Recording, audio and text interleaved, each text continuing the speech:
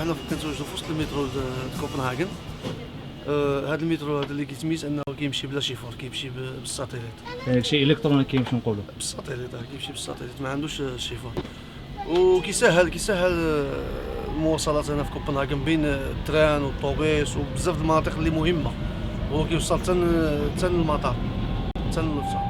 دابا حنا في الطريق عند الشباب المغاربه عندهم فرقه ديال الكره اسمها FC أطلس. FC أطلس واحد الفرقه ديال كره القدم، وهي من واحد الجمعيه مغربيه تاسست هذه واحد المده طويله.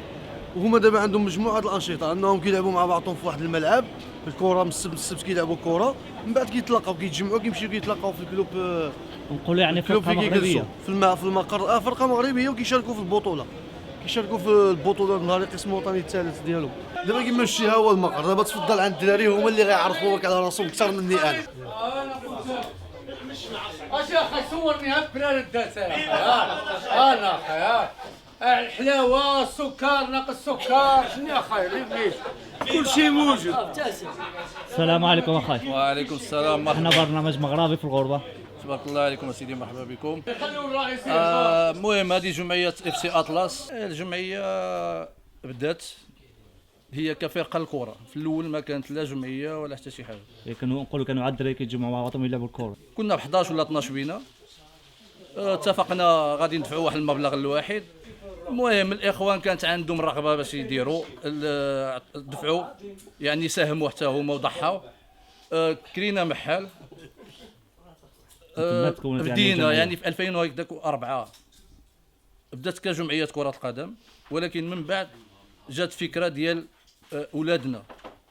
ولادنا حتى هما بغينا نديروا لهم شي حاجه يعني تحت الجمعيه، تحت اسم الجمعيه. يعني شنو هو الهدف ديال الجمعيه؟ شنو طلب؟ الهدف هو جمع الشمل. هو يعني بتحسوا بديك الغربه طبعا لان الاسبوع كامل والانسان كل واحد فين، واحد في الخدمه، واحد الله اعلم فيه. كنتجمعوا ديك الجمعه السبت الحد كنلقاو فين نتجمعوا، لان الا مشيتي للقهوه ولا ما عندكش الفرصه باش تتكلم. حنا كمغاربه حنا كنتكلموا بصوت عالي وكنعبروا كما بغينا وكنبغيو نلعبوا. حنا دراري تطوان وطنجه معروفين بالبارتي، خصنا فين نلعبوا البارتي. ف يعني اسهل حل هو يكون عندنا المحل ديالنا. ف يعني هي الديكور ديالك بحال اللي جالس شي قهوه بحق في نفس الوقت هي جمعيه وعندنا انشطه. اسمي شخصي كمال، اسمي العائلي محمدي. انا من مدينه تطوان مش بالدرسه الاشاره. عندي تقريبا 15 سنه في الدار. يعني مده جيت 15 عام، واحد بدا يقولوا مده طويله يعني. واحد المده لا باس بها زعما. كيف جاتك كوبنهاغن النهار اللي وصلت هنا اول مره مثلا؟ جيت من المغرب ليشان؟ يا جيت ديريكت من كوبنهاغن. فرق كبير في اي حاجه. مثلا في لاحظت الفرق بين المغرب وهنايا مثلا؟ اول حاجه السيستم ديال الطرقات، السيستم ديال البنايات، الشوارع كاينش كبار وصغار، واش كيقولوا كاينش منظمه، كل اي حاجه. يعني كاين نظام هنايا في كوبنهاغن؟ كاين نظام ملموس، ماشي اللي في الاوراق وفي الاخبار والاذاعات وزيد. نظام كتحس به، كتجي كتشوف الناس كل واحد قاعد يشغلو، كل واحد عنده الشغل ديالو. مي هذيك حد لبس كما لبستي، خرج كما خرجتي. هادشي هذا ما تلمسوش بلادنا صراحه. هي هذه مثلا المغاربه اللي هنايا كتجيهم صعوبه يتاقلموا هنايا مع الشعب السويدي، مع الشعب الدنماركي؟ كنشوف بان الانسان اللي كان مفتوح ومنفتح على كل شيء يتاقلم بسهوله. الا كانوا انسان مغلق على راسه، مغلق حتى قدام العائله ديالو، كاينش ينفتح مع الناس اخرين. كاين مساعدات مثلا من الدوله المغاربه اللي كيجيو من هنا جدارين اللي كيوصلوا لهنا؟ المساعده من اللاجئين مثلا اللي كيجيو اللاجئين ما كاينش. مثلا نقولوا الناس اسبانيا اللي كيجيو بالورق اسبانيا والورق الطاليان مثلا كيبغيو يجيو لنا نكوبن. الا جاي لفتش على الخدمه ولا لقى الخدمه هو السيرتي ديالو. يعني كاينه صعوبات؟ كاينه صعوبه ما كاينش يقدر يجي هنايا ويجلس واحد الفتره ما عجبارش الخدمه ويتكرفص وما كيعرفش وممنوع الخدمه. الا كان عندك باسابورت اسبانيولي مثلا تجينا هنا الجنسيه اوروبيه نقولوا يعني جنسيه اوروبيه دغيا. جنسيه اوروبيه دغيا تجي تخدم طبق القوانين ديالك قبل كل شيء. وشنو مثلا الشيء السلبي اللي هنايا في الدنمارك ولا كوبنهاغن؟ هو ديما شوف، هو فين ما مشيتي كاين ايجابي وكاين سلبي. مثلا ما كاين حتى شي حاجه سلبيه هنا في كوبنهاغن؟ يو كاين ماشي ما كاينش، كاين سلبي، كاين بزاف سبحان الله، كاين سلبي، نقولوش ما كاين سلبي. بزاف على المغرب كتحس بديك الغربه يعني ملي كتبداو تزوروا المغرب. بالنسبه لي واش كنحس بالغربه ولا لا هنايا؟ ما كنحسش بالغربه. ما كنحسش بالغربه هذا ولاف. انا الصراحه نقول لك ما كنحسش بالغربه هنايا. الحمد لله حفظت خوتنا مغاربه وعندنا صحابنا لا مغاربه لا مدمركين لا العائله كبيره هنايا، ما كنحسش بالغربه. يعني انت تقول عندك العائله هنا ما كتحسش بديك الفرق؟ عندي العائله وعندي حتى العائله ديالي في المغرب، عندي الوالد ديالي في المغرب، عندي العائله خوتي، عندي كلشي في المغرب، ولكن عاود دابا الحمد لله في ديك ما بقاتش ديك الفتره ديال الرسائل، رساله نعم ولا اش كيقولوا دابا بحال في العصر العولمه، يعني دابا ساعه اتصل بالتليفون والانترنت وزيد كلشي سهل. قول لي بالنسبه مثلا للعنصريه، كنسمعوا بلي كاينه العنصريه ضد المسلمين في كوبنهاغن هنايا ولا الدنمارك بصفه عامه. بصفه عامه بالنسبه العنصريه في اي منطقه فيها العنصريه، حتى بلادنا حنا عنصريين مع بعضنا بلا هنايا. الانسان جبر المغاربه عنصريين، جبر اسبانيول عنصريين في العالم، كاين العنصريين، كاين مزيان وكاين عيان في العالم كامل. كاين الناس هنا لا عمرها سلعه وكاين ماشي مزيانين، حنا مغاربه بيدنا، كاين اللي مزيان وكاين اللي ماشي مزيان. ملي كتبقى كيوقع شي مشكل كيتجهوا هما المسلمين، ولكن من بعد يعني انت كمغربي هنا ما كتحسش بواحد النظره ناقصه من الشعب الدنماركي؟ ما كان النظر الناقصه هو مثلا بحال اللي مشاو استهزئوا بالنبي صلى الله عليه وسلم الصوره هذيك يعني الاحداث الاخيره عليكم عندنا كمغاربه هنايا ولا كمسلمين؟ حنا ما اثرتش علينا، لان الواقع اللي كان كلشي كيهضر على داك الشيء، ولكن داك الشيء كان داغيه وتطفى، ما بقاش عليه الهضره بزاف، ماشي بحال فرنسا ولا هنا وقع السيمانه وداك تطفى داغيه وما كاين حتى شي مشكل، فهمت. وحنا الانسان اللي مزيان فيما مشى يجيب راسو، يا في كوبنهاغن يا في يعني نقولوا تحترم راسك حنا في واحد الديار ديال الناس ماشي الدار ديالنا، فهمتي. وحنا كضيوف، فهمتي، وكمسلمين خصنا نعتبروا حنا نعدلوا الاحسن ماشي اللي ماشي مزيان، فهمتي. ومن حتى تكون مزيان ومحترم، اي واحد يحترمك في اي بلاصه، اي منطقه يحترمك اي واحد، فيما مشيتي يحترموك، يا هنايا في اي في اي بلاد، الحاجه مزيانه، السلبيه ديالك مزيانه، وحتى كلشي يحترمك. وكما الحمد لله كيحترمونا الجيران ديالنا، كيحترمونا في الخدمه ديالنا، كيحترمونا في كل موطع.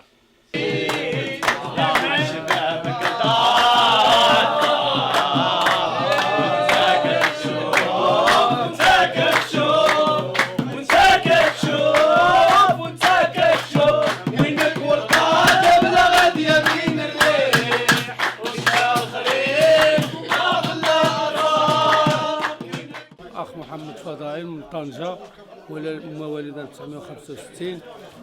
عندي هنا في هذه البلاد تقريبا 30 سنة، فهمت. قرينا في البلاد ما جابش الله، جبرنا البكالوريا بقينا كندورو، وتينا كتعرف البلاد ايام الثمانينات كانت عندك تسوى، ما عندكش ما تسواش. كنت انت من ديك الناس اللي كانوا ملي باقي صغار ما كيحلموا بالغربه ولا باوروبا؟ ودائما كنشوفوا غير حنايا مع الحكم، حنايا ساكنين في طنجه، دائما كنمشيو للمرسى ونبقاو نشوفوا الباطور داخل، هلا انت خارجه، هذه جبلطار، هذه باكيت ديال الميريكان، دائما كنحلموا. قلت لك وعندنا العائله في اوروبا، عندنا العائله بزاف بلجيكا وهذه، وكيجيو عندنا والحيالات كيهضروا غير فرنساويه وكيتبوزاو علينا، وحنا يا اخي عايشين العقل ديالنا حنايا في طنجه والكزده، ولكن العقل ديالنا دائما في الخارج. خصنا غير كون نجبروا الفرصه باش نجبدوا الريح، والحمد لله. جيتي من المغرب ليش جيت؟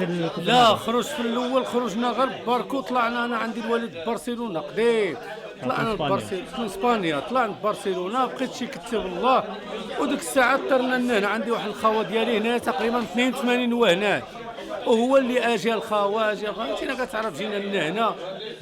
عندي تقريبا 19 عام، باقي تا ما كملت 20.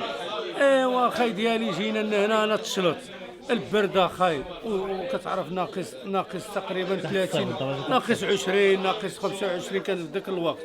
قلت له اخي انا ما نعيش في هذه البلاد، البكي والتنقيط، وانا صعيبه يعني تاقلم هنا جيت؟ صعيبه بزاف، عرفتي كل نهار كنقول انا غدا نمشي اسبانيا، انا ما بقاش هنايا. وكانت واحد القضيه اللي كنكتشفها، ما كانتش هنايا بزاف، كان هنايا الجاليه قليله، كانت التونسي والجزائري الافريقي المصري، كل شيء اخوه، كانوا متحدين، كانوا مزيان.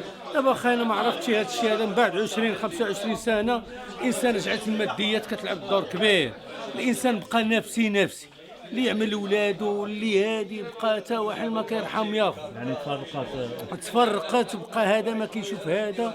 دابا الحمد لله هاد الاخوان هاد الوجوه الطيبه اللي هنايا تعرفنا مع بعضياتنا بدينا كنلعبوا الكره الحمد لله. الدراري جاو في اواخر التسعينات اللي جا في الاول التسعينات وتعرفنا مع بعضياتنا وكذا. حنا باقيين شادين تقريبا دابا حنايا شي 15 عام حنا كنعرفوا بعضياتنا والحمد لله ماشيين مزيانين. وهادي بعدك كنهرسوا دوك الغربه فهمت. من ناحيه المغرب اخي مراد انا زعما كنشوف المغرب حنا مواطنين وعندنا الغير على المغرب ولكن اخي ما كاين حتى شي تحسن.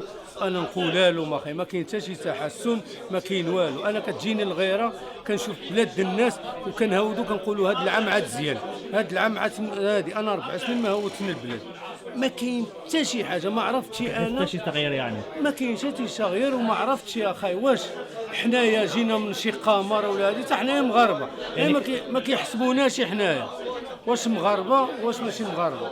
حنايا ما عندنا لا طياره بحال الناس خصنا نتساراو العالم كامل باش نوصلوا لطنجه وهي الباب د افريقيا والباب د اوروبا.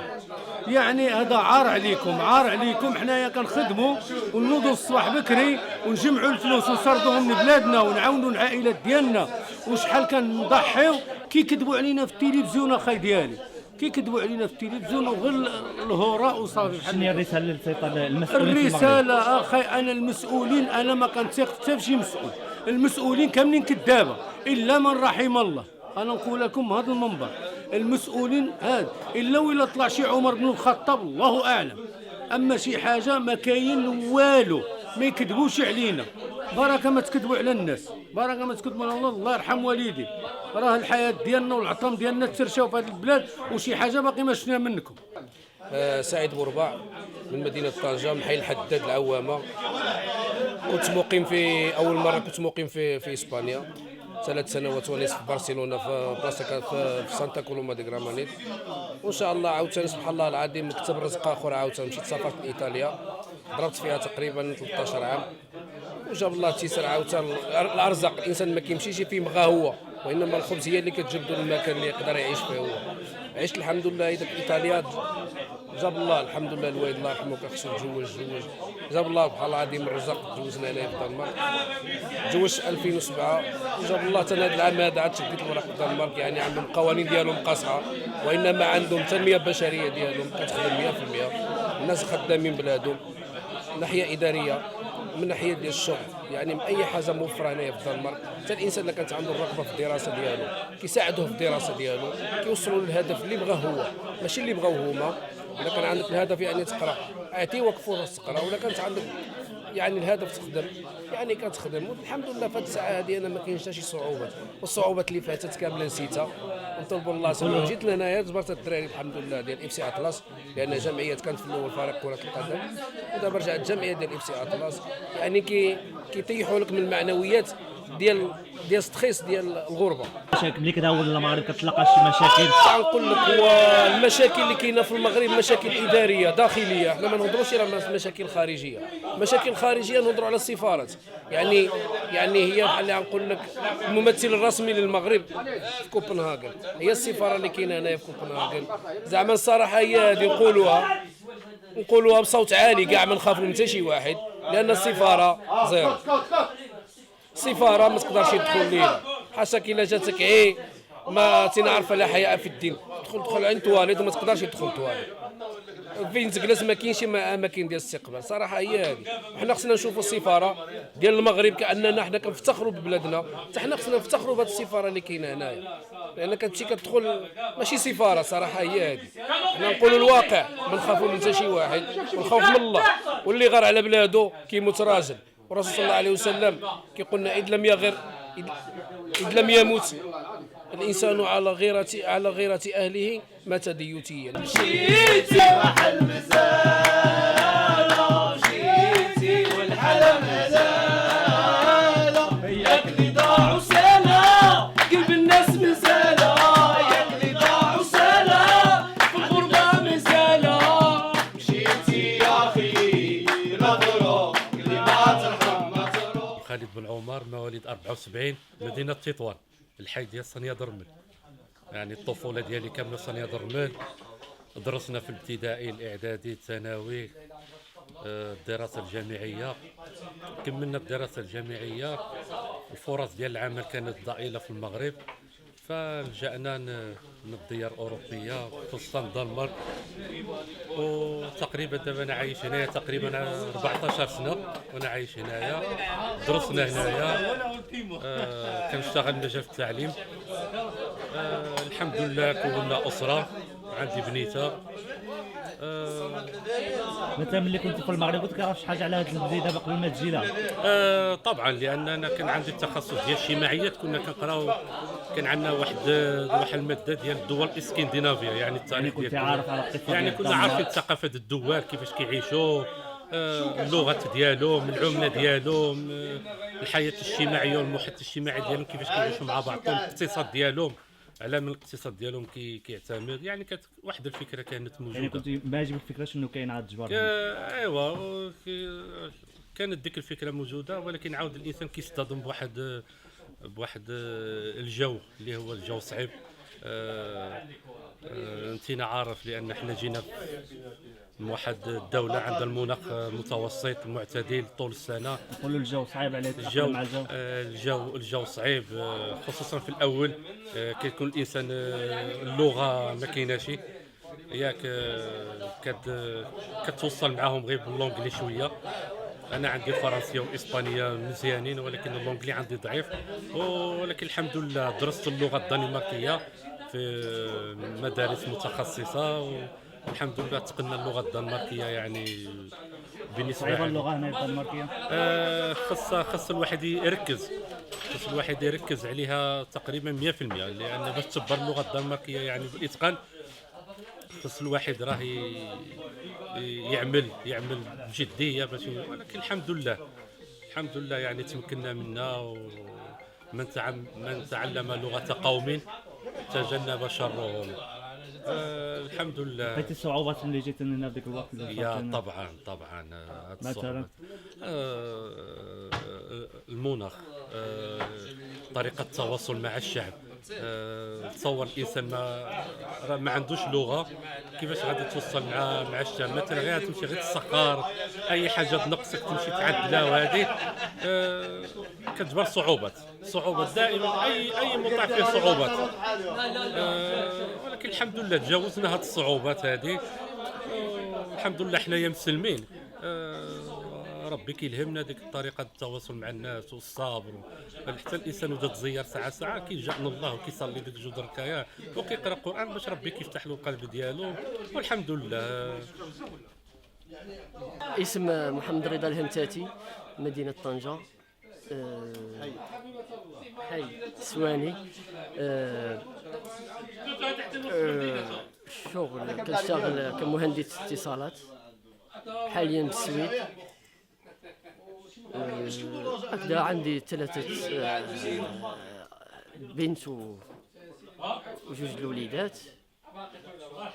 كنجيو للجمعيه ديالنا باش كنهضروا مع الشباب وكنلعبوا شويه الكره وكنفوجوا على راسنا. كتفوجوا مع بعض المغاربه. كيف جاك كوبنهاغن هنا؟ كوبنهاغن يعني دابا شحال 20 سنه وانا ساكن هنايا. مدينه يعني جميله الا شوف بالمقارنه مع المدن الاخرى.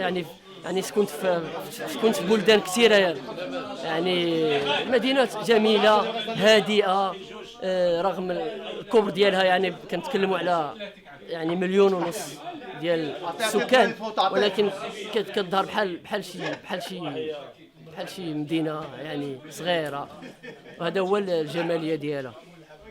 يعني مدينه بيئيا يعني الرتبه ديالها يعني مزيانه في العالم. مدينه جميله. جمال مرابط، من مواليد 74، مدينه تطوان، حي باريو جمال مزواق. جينا للدنمارك كمهاجرين كجميع المغاربه، يعني البحث عن عمل، والحمد لله جبرنا اللي موفرنا لنا في هذه البلد هذه الحمد لله. كيف جاتك كوبنهاغن ولا الدنمارك؟ الايامات الاوليه كتجي صعيبه، لحد خصك تولف مع جيتي واحد بيئه اخرى، عاد واحد بيئه اخرى. يعني لا الجو لا نقول لك الكليمه بزاف د الحاجات كيكون فيهم يعني الانسان مختلف عليهم، ولكن الحمد لله مع المده بدنا كيولف ومع المجتمع الدنماركي وكيعيش معاهم زعما كانسان الثقافه ديالو خصك تنساب معاهم تمشي معاهم كلشي ديالو. اسم محمد الحداد، خلق هنايا في كوبنهاغن، والوالدين مغاربه ضخمه يعني من ناحيه ديال الخدمه والدراسه وهذه كل شيء مزيان. كيبقى شويه د البروده هنايا واجتماع ما كنجتمعوش بزاف. دابا الوقت كيمشي كامل في الخدمه، كيبقى شي الوقت الواحد يجي الناجي. ايوا اطلس اف سي اطلس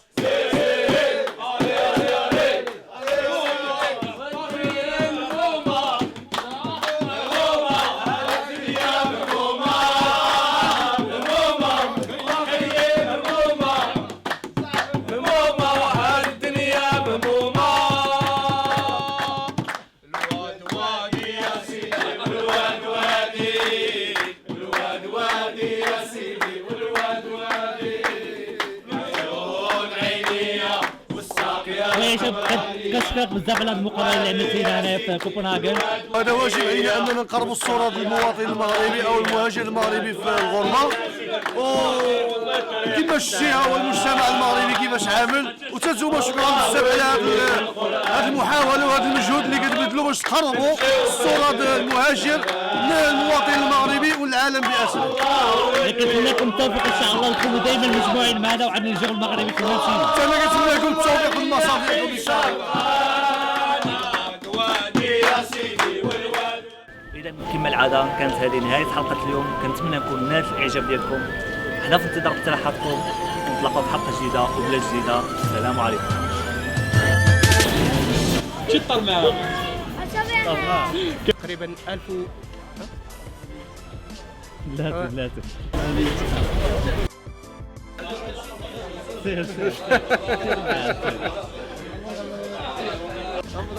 Jeg kan ikke blive filmet.